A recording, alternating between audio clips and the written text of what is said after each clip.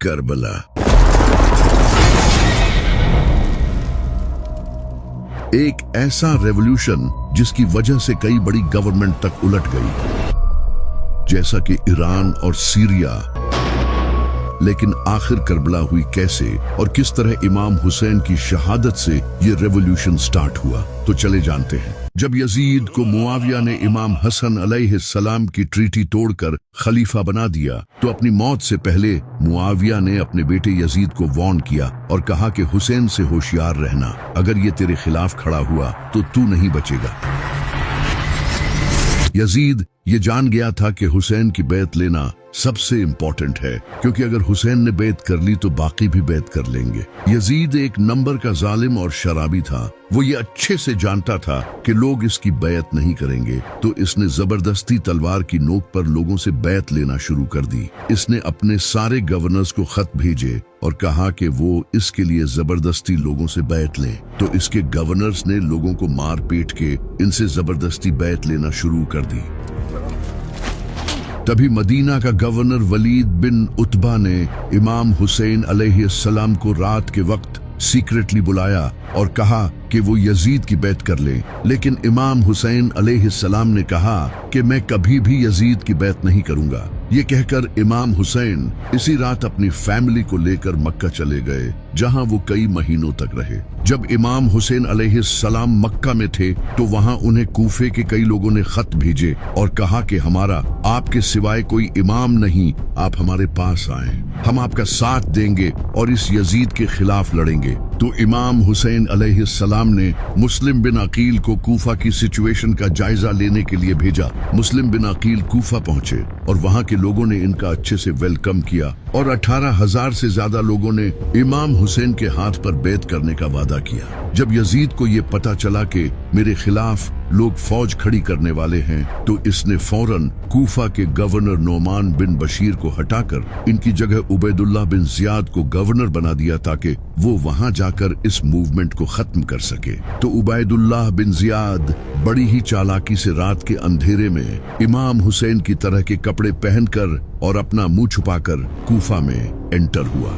جب لوگوں نے اسے دیکھا تو انہیں لگا کہ امام حسین انہیں لیڈ کرنے آئے ہیں۔ لوگ خوشیاں منانے لگے اور اس کے ہاتھ چومنے لگے۔ اس وقت الیکٹریسٹی تو ہوتی نہیں تھی تو رات کے وقت کسی کو پتہ نہیں چلا۔ عبید اللہ بن زیاد کوفہ کے محل میں انٹر ہو گیا اور اگلے ہی دن اس نے اپنی اصلیت لوگوں کے سامنے ظاہر کر دی اور کہا کہ جو بھی حسین کا ساتھ دے گا اس کا انجام بہت برا ہوگا۔ اس نے مسلم بن عقیل کو بھی پکڑ لیا اور انہیں محل کی چھت سے پھینک کر شہید کر دیا، اور جو بھی لوگ امام حسین کا ساتھ دینے والے تھے ان میں سے کئی لوگوں کو شہید کر دیا اور کئی لوگوں کو جیلوں میں ڈال دیا۔ امام حسین علیہ السلام اس وقت تک کوفے کی طرف اپنی فیملی کے ساتھ نکل چکے تھے، کیونکہ وہ پچھلے 4 مہینوں سے مکہ میں ٹھہرے ہوئے تھے اور حج کے موقع پر کئی ہزار مسلمان آ کر انہیں فالو کرنے کا وعدہ کر رہے تھے۔ یزید کو جب یہ پتا چلا تو اس نے اپنے کچھ بندے احرام کی حالت میں امام حسین علیہ السلام کو شہید کرنے کے لیے بھیجے۔ جب امام حسین کو اس کا پتا چلا کہ یزید نے انہیں مارنے کے لیے جاسوس بھیجے ہیں تو انہوں نے مکہ چھوڑنے کا فیصلہ کیا اور جانے سے پہلے خطبہ دیا اور کہا کہ جو ہمارا ساتھ دے گا وہ شہید ہوگا اور جو پیچھے رہ جائے گا وہ کبھی بھی اس عظیم کامیابی کو حاصل نہیں کر سکے گا۔ یہ کہہ کر امام حسین علیہ السلام کوفے کی طرف روانہ ہو گئے، لیکن انہیں یہ نہیں پتا تھا کہ کوفہ میں عبید اللہ بن زیاد نے قبضہ کر لیا ہے۔ ان کے کئی ساتھیوں نے انہیں وہاں جانے سے منع بھی کیا، لیکن امام حسین علیہ السلام ٹوٹل 70 سے 80 لوگوں کے ساتھ کوفہ کی طرف روانہ ہو گئے۔ وہ کسی جنگ کے لیے نہیں جا رہے تھے بلکہ اپنی فیملی کے ساتھ کوفہ کے لوگوں سے ملنے جا رہے تھے۔ یہ عظیم قافلہ ریگستان میں اپنے سفر پر روانہ تھا کہ تبھی انہیں مسلم بن عقیل کی شہادت کی خبر ملی، جسے سن کر ان کے کئی ساتھیوں کا مورال ٹوٹ گیا اور کچھ لوگوں نے واپس جانے کا سوچا۔ تو امام حسین علیہ السلام نے انہیں کہا کہ ہم اللہ کی طرف سے آئے ہیں اور ہمیں اسی کی طرف لوٹ کر جانا ہے، ہمیں یہ سفر پورا کرنا ہے اور میں واپس نہیں مڑ سکتا۔ تو اس کے بعد ان کا قافلہ واپس سے کوفے کی طرف روانہ ہو گیا۔ तभी रास्ते में एक जगह जब काफले ने क़याम किया तो इमाम हुसैन सो रहे थे। तभी उन्होंने ख्वाब में अपने नाना नबी सल्लल्लाहु अलैहि वसल्लम को देखा। आपने इमाम हुसैन अलैहिस्सलाम को फरमाया, ए हुसैन आगे बढ़ो, अल्लाह तुम्हें शहीद देखना चाहता है। तो इमाम हुसैन अलैहिस्सलाम ख्वाब से उठे और आपने अपने साथियों से ये ख्वाब शेयर किया और उन्हें कहा कि जो वापस जाना चाहते हैं वो चले जाएं, क्योंकि अब जो मेरे साथ रहेगा वो मारा जाएगा। कुछ लोग छोड़ गए लेकिन बाकी इनके साथ रहे। तो काफिला फिर से अपनी मंजिल की तरफ रवाना हो गया। तभी रास्ते में इन्हें एक और काफिला दिखाई दिया जो कि ज़ुहैर बिन कैन का काफिला था। इनकी मुलाकात इमाम हुसैन से हुई। इस मुलाकात के बाद ज़ुहैर बिन कैन ने अपनी बीवी को तलाक दे दी और कहा कि तुम बाकी सबके साथ जाओ, क्योंकि मैं अब इमाम हुसैन अलैहिस्सलाम के साथ अपनी जान दूंगा। वहीं दूसरी तरफ यजीद को यह पता चल चुका था कि इमाम हुसैन कूफा की तरफ रवाना हो चुके हैं। तो इस नापाक ने हुर बिन यजीद को 1000 के लश्कर के साथ इमाम हुसैन अलैहिस्सलाम के काफिले की तरफ भेजा। हुर बिन यजीद ने अपने लश्कर के साथ इमाम हुसैन के काफिले को रास्ते में ही एक जगह दरियाए फुरात के किनारे रेगिस्तान में रोक लिया। इमाम हुसैन ने अपने साथियों से पूछा कि ये कौन सी जगह है, तो उन्होंने बताया कि ये करबला है। इमाम हुसैन अलैहिस्सलाम की आंखों में आंसू आ गए और आपने फरमाया, यही वो जगह है जहां हमारा खून बहाया जाएगा। इमाम हुसैन अलैहिस्सलाम ने हुक्म दिया कि यहीं खैमे गाड़ दो, अब हम आगे नहीं बढ़ेंगे। ये वही जगह थी जहां से जब इमाम अली अलैहिस्सलाम जंगे सफीन से वापसी लौट रहे थे तो आपने यहाँ रुक कर फरमाया था, ऐ हुसैन, उस दिन सब्र करना जिस दिन तुम्हारा बाप तुम्हारी मदद के लिए तुम्हारे पास नहीं होगा। तुम करबला की जमीन पर सब्र करना, क्योंकि वहां तुम्हें अकेले मौत का सामना करना पड़ेगा। तो जब 2 मुहर्रम के दिन इमाम हुसैन अलैहिस्सलाम के साथियों ने करबला में खैमे लगा लिए तो इसी वक्त यजीद ने 4000 के लश्कर के साथ अमर बिन साद को हुर बिन यजीद की फौज ज्वाइन करने भेजा। इससे हुर बिन यजीद की फौज और ज्यादा बढ़ गई। इसके अलावा भी अमर बिन साद यजीद से और ज्यादा लश्कर मंगवाने लगा, जिसके बाद इसकी फौज 1000 से 30,000 हो गई। वहीं दूसरी तरफ इमाम हुसैन के साथ इनके सिर्फ 70 साथी थे। लेकिन आखिर क्यों अमर बिन साद इतनी ज्यादा फौज मंगवा रहा था जबकि सामने सिर्फ 70 थे और इनमें से भी कई बच्चे और औरतें थी? इसकी वजह ये थी कि इन 70 लोगों में एक इंसान था जिसका नाम था अब्बास। ये इमाम अली अलैहिस्सलाम के बेटे और इमाम हुसैन अलैहिस्सलाम के भाई थे। ये इतने बहादुर थे कि जब ये जंग में लड़ते थे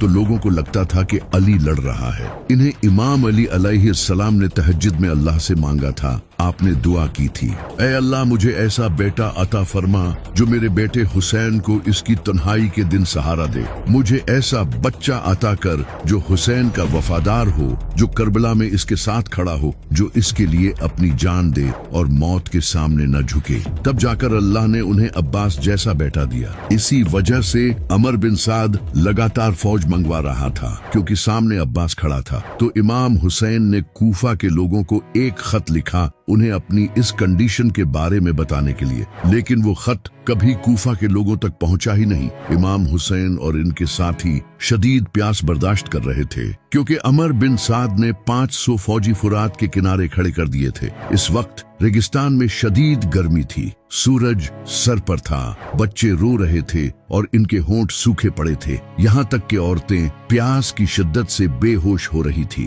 प्यास की वजह से इमाम हुसैन के साथी कमजोर हो रहे थे, लेकिन इनका जज्बा मजबूत था। इमाम हुसैन अलैहिस्सलाम के एक बेटे इमाम ज़ैनुलाब्दीन अलैहिस्सलाम पहले ही बीमार थे। बीबी सकीना इमाम हुसैन के पास आकर बार बार पूछ रही थी कि बाबा पानी कहाँ है। इमाम हुसैन अलैहिस्सलाम ने दुश्मनों को पैगाम भेजा कि अगर तुम्हें मुझसे दुश्मनी है तो इन बच्चों और औरतों को तो पानी पीने दो, इनका क्या कसूर है। लेकिन उनका आगे से जवाब आया कि हमें उबैदुल्लाह बिन ज़ियाद ने सख्त ऑर्डर दिया है कि इन्हें एक बूंद भी पानी नहीं देना। अगले दिन 8 मुहर्रम को इमाम हुसैन अलैहिस्सलाम ने अमर बिन साद से नेगोशिएशंस करने की कोशिश की, लेकिन इनकी एक ही डिमांड थी कि यजीद की बैत करो, जो कि इमाम हुसैन कभी करने को तैयार नहीं थे। प्यास की वजह से दिल की धड़कन तेजी से बढ़ रही थी। खून गाढ़ा होने की वजह से बॉडी को पंप करने में मुश्किल हो रही थी। ब्रेन फंक्शंस कम हो रहे थे और ये सब बच्चों में और ज्यादा हो रहा था। 9 मुहर्रम का दिन आ चुका था और इसी आजमाइश में 9 मुहर्रम का दिन भी गुजर गया। इमाम हुसैन अलैहिस्सलाम ने सारी रात इबादत की और अपने साथियों से कहा, तुम अब जा सकते हो। दुश्मनों को सिर्फ मेरी जान चाहिए। मैं नहीं चाहता कि मेरी वजह से किसी की जान जाए। इसके बाद इमाम हुसैन ने चिराग बुझा दिया और जब थोड़ी देर बाद चिराग जलाया तो इनका एक भी साथी इन्हें छोड़कर नहीं गया। हुर बिन यजीद को जब ये पता चला कि अमर बिन साद इमाम हुसैन के खिलाफ जंग करेगा तो उन्होंने इमाम हुसैन की फौज ज्वाइन कर ली, क्योंकि वो इमाम हुसैन की इज्जत करते थे। इसके बाद 10 मुहर्रम का सूरज चढ़ा। इमाम हुसैन अलैहिस्सलाम यजीद की फौज के सामने आए और कहा, ऐ लोगो, गौर करो कि मैं कौन हूँ। क्या मैं तुम्हारे नबी का बेटा नहीं हूँ? क्या तुम मुझे सिर्फ इसलिए कत्ल करना चाहते हो कि मैंने यजीद की बैत करने से इनकार कर दिया? लेकिन दुश्मन खामोश रहे तो इमाम हुसैन ने अपनी फौज को तैयार किया और 3 हिस्सों में डिवाइड किया। एक हिस्सा राइट में था, एक लेफ्ट में और एक हिस्सा सेंटर में था जिसे हजरत अब्बास लीड कर रहे थे, जबकि यजीद की आर्मी इनके चारों तरफ थी। तो फज्र की नमाज के बाद जंग शुरू हुई।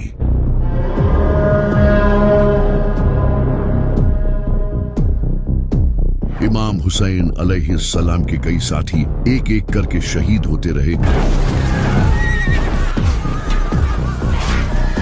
जब इमाम हुसैन के साथी शहीद हो गए तो इमाम हुसैन अलैहिस्सलाम के खूबसूरत बेटे जनाबे अली अकबर, जो कि नबी सल्लल्लाहु अलैहि वसल्लम के हम शक्ल थे, वो मैदान में आए और पुकारने लगे, मैं हूँ अली, अली के बेटे हुसैन का बेटा। हम नबी के घर वाले हैं और अल्लाह की कसम हम कभी भी बातिल के सामने नहीं झुकेंगे। जब यजीद की फौज ने जनाबे अली अकबर के चेहरे को देखा तो वो खामोश हो गए। कुछ ने तो नजरें नीची कर ली और कुछ ने अपने चेहरे फेर लिए, क्योंकि जनाबे अली अकबर नबी सल्लल्लाहु अलैहि वसल्लम के हम शक्ल थे। ऐसा लग रहा था जैसे नबी सल्लल्लाहु अलैहि वसल्लम ही मैदान में आ गए हों। इसके बाद वो आगे बढ़े और एक के बाद एक दुश्मन को मारते गए, लेकिन दूर से किसी ने इनके सीने में नेजा मारा, जिसके बाद वो नीचे गिरे और इमाम हुसैन को पुकारने लगे। इमाम हुसैन पूरी तेजी से इनके पास आए और इन्हें उठाकर कहने लगे, ऐ अल्लाह, तू गवाह रहना, इन्होंने उसे भी शहीद कर दिया जो सूरत में तेरे नबी से सबसे ज्यादा मिलता था। इसके बाद इमाम हसन अलैहिस्सलाम के बेटे जनाबे कासिम अलैहिस्सलाम ने इमाम हुसैन से जंग की इजाजत मांगी तो इमाम हुसैन अलैहिस्सलाम ने कहा, ऐ कासिम, तुम ही इकलौते अपने बाप की निशानी हो, मैं तुम्हें कैसे जाने दे सकता हूँ? तो जनाबे कासिम अलैहिस्सलाम ने कहा, चचा जान, आपके लिए मुझे मौत शहद से भी ज्यादा मीठी है। इमाम हुसैन अलैहिस्सलाम ने इन्हें गले लगाया और रोने लगे। तो फिर जनाबे कासिम मैदान में आए और बड़ी बहादुरी से लड़े, लेकिन कुछ देर बाद किसी ने पीछे से इन पर हमला किया और वो भी शहीद हो गए। इमाम हुसैन अलैहिस्सलाम इनके पास गए और इनके जिस्म को उठाया। इसके बाद इमाम हुसैन के 2 भतीजे भी शहीद हो गए। हजरत अब्बास अलैहिस्सलाम भी जंग में मसरूफ थे। जब उन्हें बच्चों के रोने की आवाज आई तो उन्होंने इमाम हुसैन अलैहिस्सलाम से पानी लाने की इजाजत मांगी। इमाम हुसैन ने उन्हें इजाजत दे दी। इसके बाद हजरत अब्बास अलैहिस्सलाम अपने घोड़े पर सवार हुए और यजीद की आर्मी को चीरते हुए फुरात की तरफ बढ़े। वो रास्ते में आने वाले हर एक को खत्म करते गए और दरिया पर पहुंच गए। वहां पहुंचकर उन्होंने पीने के लिए अपने हाथों में कुछ पानी लिया, लेकिन जैसे ही उन्हें याद आया कि इनका खानदान प्यासा है तो उन्होंने पानी अपने हाथों से गिरा दिया। इसके बाद वो अपने मशकीजे में पानी लेकर अपने घोड़े पर बैठे और वापस खेमों की तरफ बढ़ने लगे। लेकिन तभी कुछ दुश्मनों ने इनके बाजू पर हमला किया और इनका एक बाजू काट दिया। उन्होंने दूसरे हाथ में मशकीजे को पकड़ लिया, लेकिन इनका दूसरा हाथ भी काट दिया गया। तो उन्होंने अपने मुंह में मशकीज़े को पकड़ लिया, लेकिन इसके बाद उन्हें शहीद कर दिया गया। इमाम हुसैन हजरत अब्बास की तरफ बढ़े तो उन्होंने कहा, भाई मुझे माफ करना, मैं आपके लिए पानी नहीं ला सका, और ये कहकर वो भी शहीद हो गए। इमाम हुसैन अलैहिस्सलाम इनकी इस शहादत से टूट चुके थे। इसके बाद इमाम हुसैन अलैहिस्सलाम अपने 6 महीने के बेटे अली असगर को इनके सामने लाए और कहा, मेरे लिए न सही, कम से कम इस बच्चे के लिए ही पानी दे दो। लेकिन एक जालिम ने जनाबे अली असगर के गले में तीर मारकर उन्हें शहीद कर दिया। इमाम हुसैन अलैहिस्सलाम ने जनाबे अली असगर के खून को ऊपर उछाला और फरमाया, ऐ अल्लाह, मेरी इस कुर्बानी को याद रखना। अब इमाम हुसैन के सारे साथी शहीद हो चुके थे और वो अकेले रह गए थे। इनके जिस्म पर कई जख्म थे और वो भी लड़कर थक चुके थे। ऊपर से प्यास की शिद्दत से जहां एक नॉर्मल इंसान के लिए हिलना तक मुमकिन नहीं होता, वो दुश्मनों के सामने डटकर खड़े थे। इमाम हुसैन अपनी फैमिली के पास गए, उन्हें अलविदा कहा और कूफा के लोगों को आखिरी खत लिखा और कहा, तुमने मुझे खत भेजकर बुलाया था, लेकिन अब तुम अपने वादे से फिर चुके हो। अब इंशाअल्लाह क़यामत के दिन मुलाकात होगी। इसके बाद वो अपने घोड़े जुल्जनाह पर सवार होकर हाथ में जुल्फिकार लिए मैदान में आए। इनके सामने हजारों का लश्कर था और वो अकेले थे, लेकिन हार मानने के लिए तैयार नहीं थे। एक तरफ वो तादाद में डायनासोर्स थे और दूसरी तरफ एक जख्मी शेर। इमाम हुसैन पूरी रफ्तार से फौज की तरफ बढ़े और अपनी तलवार से दुश्मनों को चीरने लगे।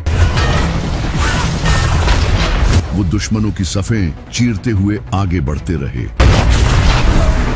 दुश्मनों की गर्दनें हवा में परिंदों की तरह उड़ रही थी। कई फौजी शौक हो गए। कुछ फौजियों ने कहा, हमने कभी किसी इंसान को इस प्यास और जख्मी हालत में लड़ते नहीं देखा। ये ऐसे लड़ रहा है जैसे ये इस दुनिया का नहीं है।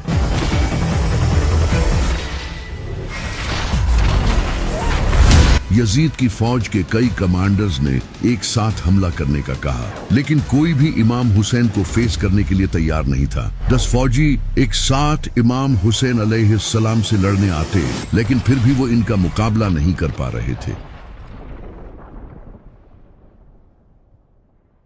ऐसा लग रहा था जैसे अली खुद जुल्फिकार लेकर मैदान में लड़ रहे हों।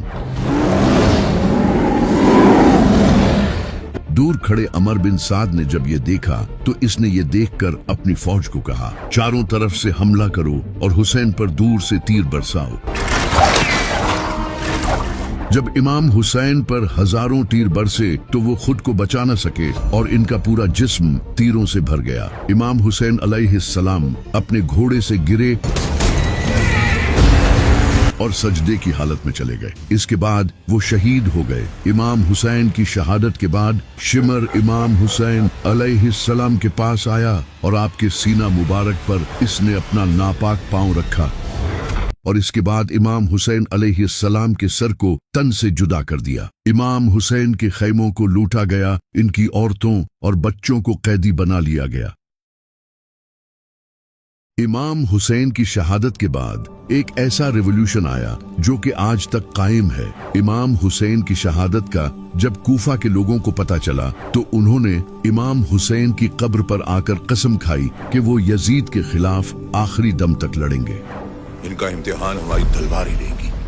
इसके बाद उन्होंने यजीद के खिलाफ जंग की और शहीद हो गए। इसके बाद मक्का में अब्दुल्लाह बिन जुबैर ने यजीद की बैत करने से इनकार कर दिया। यहाँ हम उनको रोकेंगे। जिसके बाद मक्का के मुसलमानों ने यजीद से जंग की और हजारों मुसलमान शहीद हुए। ना रहम करो। इसके बाद मदीना के लोगों ने भी यजीद की बैत तोड़ दी।